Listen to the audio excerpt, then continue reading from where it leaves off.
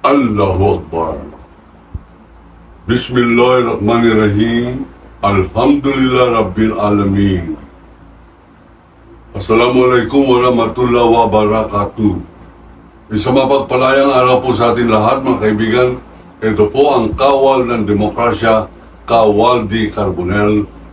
Ngayon po ay ikapito ng Hunyo, 2025 taon, 2025. At tayo po ay muling pumapailan lang sa ating pong kalawakan ng pamamahayag upang magpaabot ng ating pong pakikiisa sa ating pong mga kababayan nagnanais. 10 sa siyam bawat 10 Pilipino ay nagnanais na ituloy yan pong impeachment. At kung ako naman po yung nasasakdal, abay mas gusto ko matuloy yan. Sapagkat grabe naman ang pagbibintang na yan.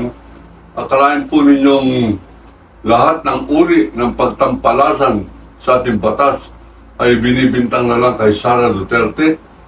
Hindi naman po natin pinagtatanggol si Sara Duterte, pero ipapagtanggol ko ang kanyang karapatan na ipagtanggol niya ang kanyang sarili. Magpresenta siya ng mga ebidensyang namamali yung Quadcom, namamali yung Commission on Audit, namamali ang mga media, at ipapamukha ko sa kanila na bilang Vice Presidente, ako ay walang sala dyan po sa paglustay ng halos 1 bilyong piso sa office ng Vice Presidente at bilang kalihim ng kagawaran ng edukasyon, Department of Education.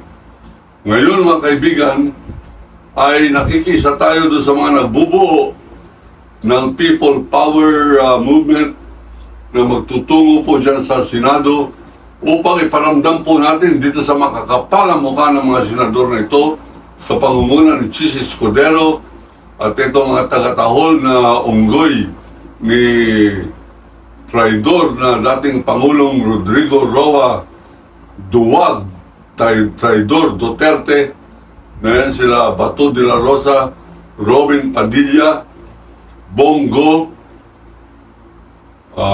Tolentino, Amy Marcos, at Marcoleta.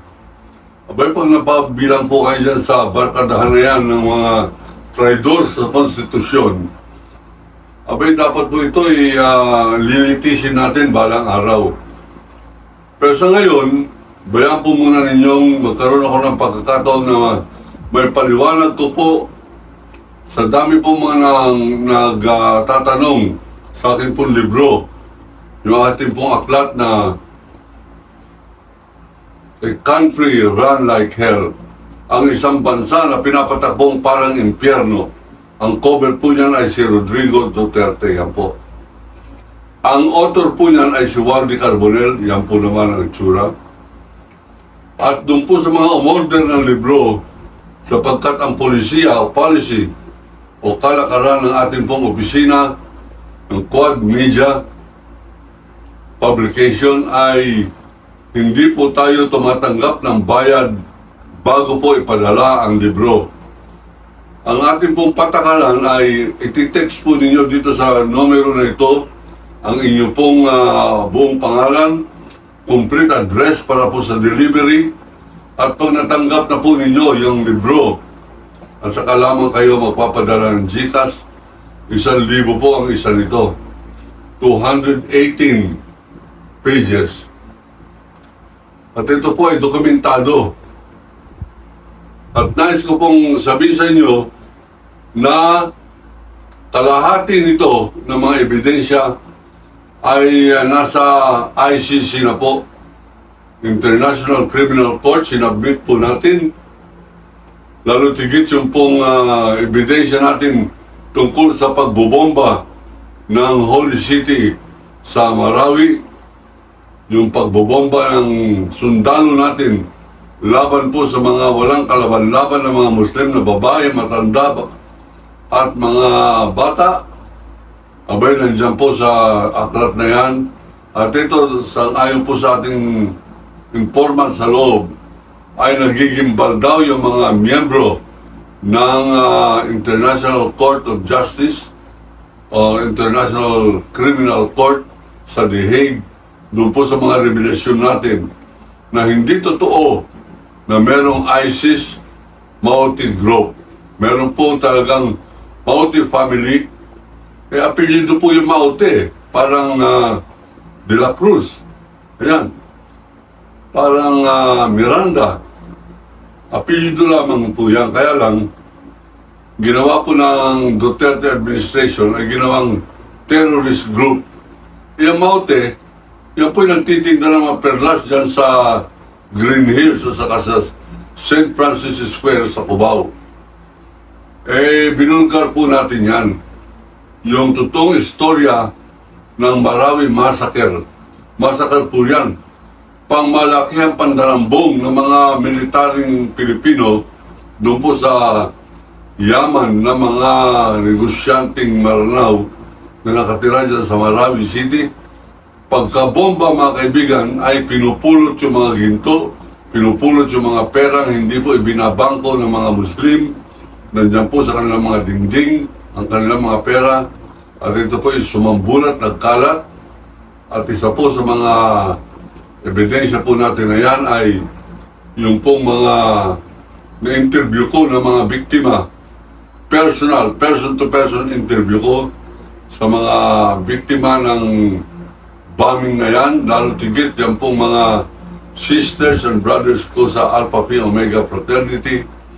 Abay, halos mamalimos po sila dito sa Maynila ng kanilang kakainin at ikakatawid ng araw-araw sapagkat nabomba ang kanilang bahay, nasunog ang kanilang ari-arian, ninakaw ang kanilang mga perang iniipon, winasak ang kanilang negosyo, at sila ay hinahunting pa ng military sa ilalim ni General Anyo.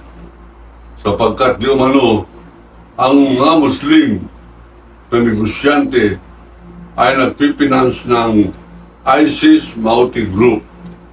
At yan po ay malaking kasinungalingan. Alam ko po ang istorya niyan at pinaninindigan ko yan. Pinadala ko sa ICC ang resulta ng aking pong documentation sa giyera na yan at mga interview ko.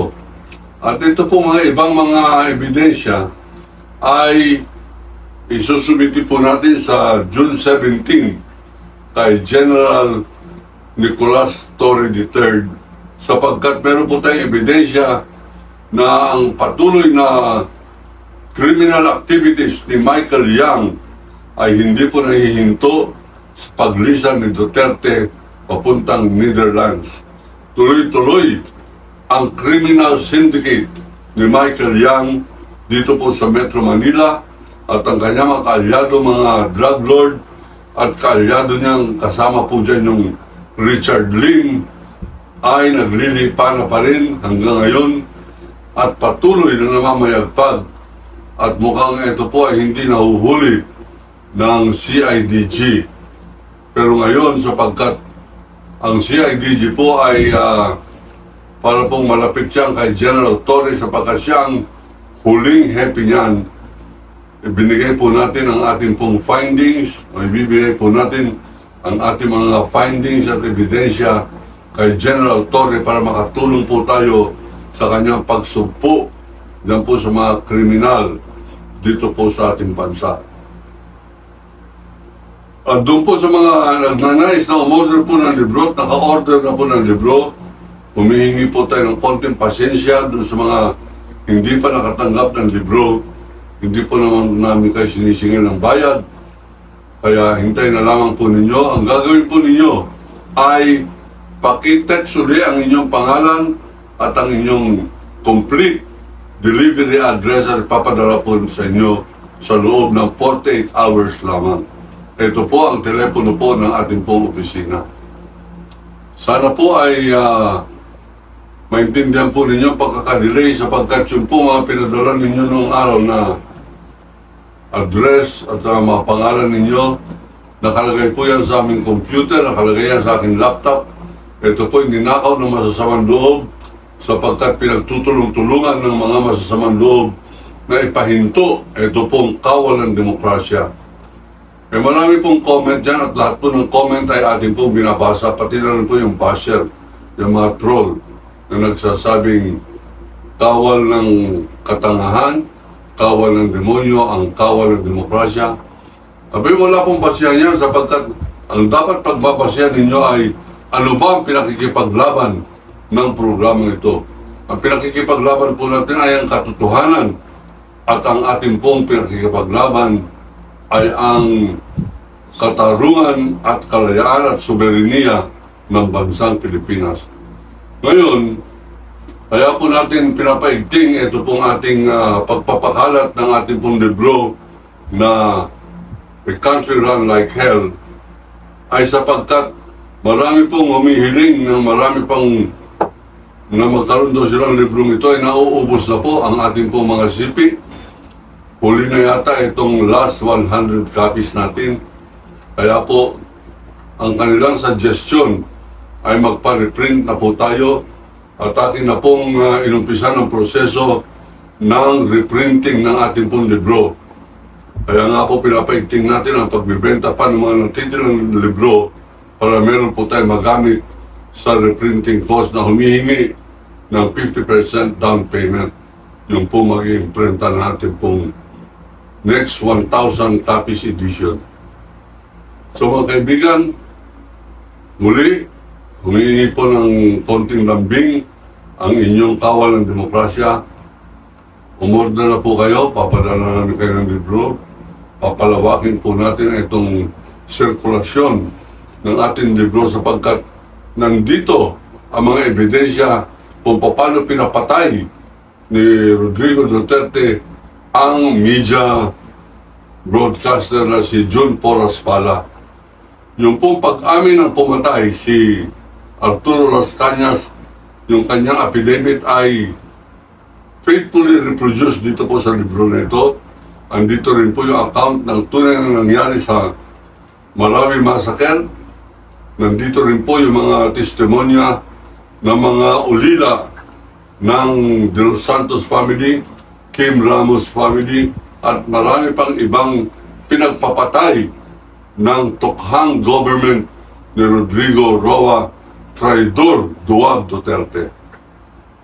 Ito po ipapalawakin po natin at sana ito pong pinagtutulong-tulungan nilang patayin na YouTube channel natin. Abay, palawakin po natin at hiniling ko sa inyo magkampanya po kayo ng marami pang mag-share, marami pang magsusubscribe para malaman ng China na hindi po tayo nag-iisa, na sa ngayon malapit na po dumating sa 100,000 subscribers po natin. 100 na lang yata, 98,000 na po itong ating pong subscribers. Baka bago po mag Independence Day, umabot po tayo ng 100,000. Sa inyo pong tulong, sa inyong pagkakampanya na sana makuha kayo ng isa o dalawa pang additional subscriber. Abay, pagka meron po tayong 100 na ganyan, madali na po natin makuha yung 2,000 na lamang para maging 100,000 ang ating po subscribers. Medyo magigitla na riyan sila Sara Duterte sapagkat ang sabi ng tatay niya, huwag nyo intindihan si Carbonell. Walang nakikinig dyan, walang nanonood dyan. Pero nung hinamon ko ng duelo, itong kanyang anak na si Baste, abay, nalaman nila, 90,000 na po yung kanyang subscriber. Medyo nagigitla na po sila. Ngayon malapit na po maging 100,000, 2,000 subscriber na lamang ang kailangan natin. At medyo nanginginig na ang tumbong itong mga Duterte na ito, Sara Duterte, Basti Duterte, at Pulong Duterte.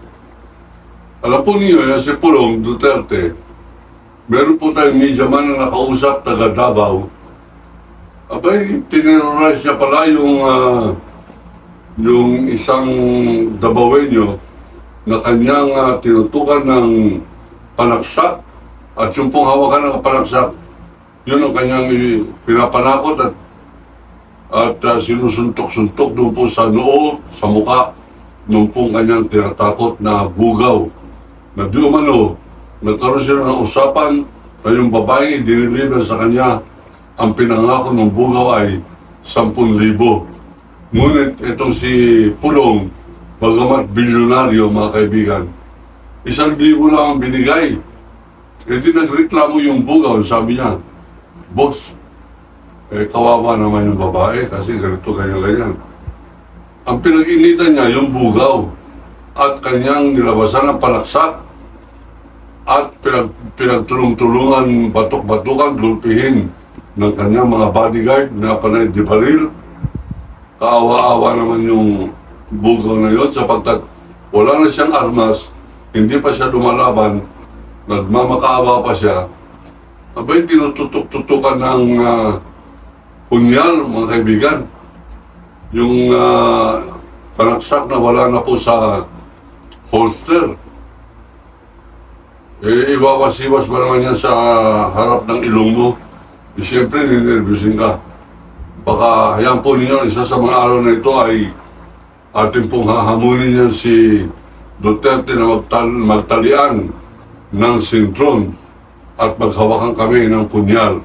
At tignan po natin ang tapang ng mga duwag na Duterte na ito, itong mga Dabawenyo na ito. Pagpatanggay nyo yan, baka nervous na ako ng konti. Pero Dabawenyo lang yan, mga traidor yan, mga Duterte. Hanggang ngayon, pagka merong mga naniniwala pa rin kay Duterte sa kanyang katraidoran na gusto niya maging probinsya ang Pilipinas ng China, kalaban ko po yan, kalaban ng taong bayan yan. At ngayon mga kaibigan, papag-usapan po natin ito sa huling yugto ng ating pong episode sa araw na ito. Ito pong latest impeachment impasse, yung po bang para pong nahihinto na udlot na usapin ng impeachment, hindi po pinapakilos ng buhong, bugok at traditional politician, trapong-trapo ng pangalan po ay Chis Escudero, isang Senate President. Sayang, nung bata ito aktivista po ito. Yan po kasama sa Spice Boys sa nagproprotest sa laban sa corruption, panahon po ni Gloria Macapagal Arroyo sa Senado. Nagtawag po nila sa kanilang sarili, Spice Boys. Pag hindi ako nagkakamali, kasama riyan si Mike Defensor, kasama si Alan Cayetano, mga batang mga kongresista na makikinis sa mga balat at mukha. Ang tawag po nila sa kanilang sarili ay Spice Boys. Yung po bang meron kasing pabango na ang tatak ay Spice, mabango po yan. Kaya ang tawag po nila sa kanilang sarili, Spice Boys. Mapabango ang mga kongresista.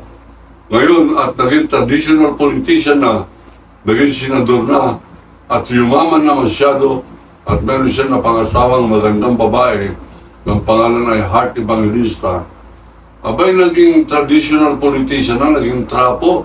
At hindi lamang yan, isang trapo na walang prinsipyo at nakakahiya sapagkat ang kanyang pangalan ay Francisco Escudero. Anak po yan ng Agriculture Secretary ng nasirang Ferdinand Marcos Sr. Ngayon, ano po ang kanyang ginagawa? Nilalabanan niya po ng saligang batas. Napakinggan ko, napanood ko yung kanyang press conference isang araw. Abay sinasabi niya, ang pinaka-supreme law, supreme principle daw ay yung pagbobotohan ng mga senador. Ang ibig sabihin, kung sino mas marami, yun ang mananaig. Mali. Dapat meron po tayong pagtingin sa ating sariling batas na hindi pinagbobotohan yan. Kinakailangan dyan ay constitutional amendment. At yan ang nagtatakda na dapat agad-agad maging impeachment court ang Senado. Magkaiba po yung impeachment court at magkaiba rin yung legislative body.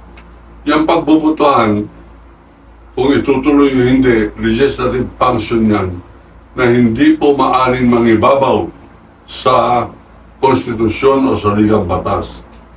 Kaya nga po, mali itong si Francisco Escudero at lalong mas bulok at mas mali si Senator Francisco Tolentino na nagsusulong na ngayon pa lamang ibasura na. Meron po siyang draft resolution na umiikot na dinidismiss o sasantabi na, ibabasura na yung impeachment complaint na nakabinbin at isinumiti sa Senado. Abay, tinutukhang na po nila ang ating pong saligang batas. Yan po ang aking pong pananaw dyan. Ang pananaw ng tao ng demokrasya, pati saligang batas ay tinutukhang na ng mga pro-Duterte senators. Kung naitingin pagtanggol si Sara Duterte, hindi wag na kayo maging huwes na Senado, kayo ay mag-volunteer na defense lawyer ng Vice Presidente sapagkat hindi kayo pwedeng tagapagtanggol ni Sara Duterte at the same time kayo ay huwes. Yan po ay masyadong pambubudol, yan ay masyadong panininlang at pag-alipusta sa katinuan ng bansang Pilipinas. Akala ninyo, lahat ng Pilipino ay mayroong pag-uutak na Robin Padilla na akala mo'y masisira na ang ulo. Kinakausap yung litrato ni Duterte dyan po sa plaza ng Netherlands. At meron pa isang Pilipina na medyo may edad-edad na, pinahalikan pa yung litrato, mga kaibigan. Pinapakita niya sa maraming mga European, nililips to lips yung picture ni Duterte. Yung picture pa lamang mukhang bad breath na. Hindi po natin inaalis yan sapagkat marami po nabudol, pero pag hanggang ngayon ay naniniwala pa rin kayo na matino si Duterte, pag hanggang ngayon hindi ninyo inaalintana yung dami ng pinatay at yung kanyang paninindigan na maging probinsya tayo ng China, kasama po kayong kasumpa-sumpang lahing Pilipino, pag hanggang ngayon ay naninindigan kayo para sa usaping Duterte at ang ating pong saligang batas. Ako po ang kawal ng demokrasya, kawal ni Carbonell, naninindigan para po sa katotohanan. Iniibig ko ang Pilipinas. Allahu Akbar.